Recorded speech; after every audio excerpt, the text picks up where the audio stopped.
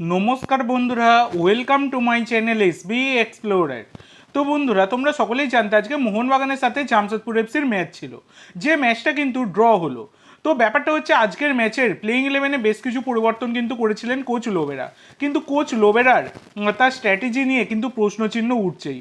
কারণ দলে প্লেয়ার থাকতেও তার যে প্লেয়ার চেঞ্জ করার সময়টা মানে প্রায় ওই 10 মিনিট 5 মিনিট মানে করে প্লেয়ারদেরকে সময় দিচ্ছেন সাবস্টিটিউট করে, এগুলো খুবই খারাপ জিনিস, যেটা কিন্তু লোবেরার দেখা যাচ্ছে।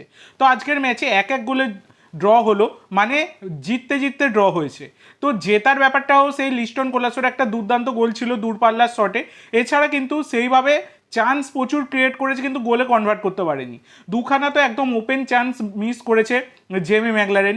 তো দেখো, জামশেদপুরে প্রচণ্ড পরিমাণে গরম।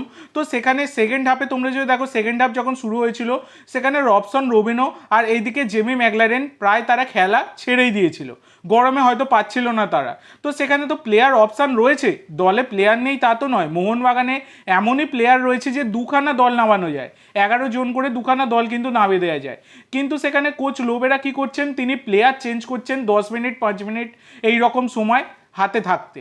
এগুলো খুবই খারাপ জিনিস। একদম শেষ মুহূর্তে গিয়ে গোল খেয়ে মোহনবাগান কিন্তু আজকে ড্র করলো। তো আজকের ম্যাচ থেকে কিন্তু পয়েন্টস আরও বেশি পাওয়া যেত, জিততে পারত মোহনবাগান।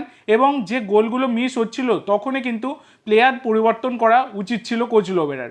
লাস্ট মানে সেকেন্ড হাফের লাস্ট 20 থেকে 25 মিনিট পুরোটাই জামশেদপুর খেলেছে। এছাড়া মোহনবাগান প্রচুর পরিমাণে গোল মিস কিন্তু করেছে।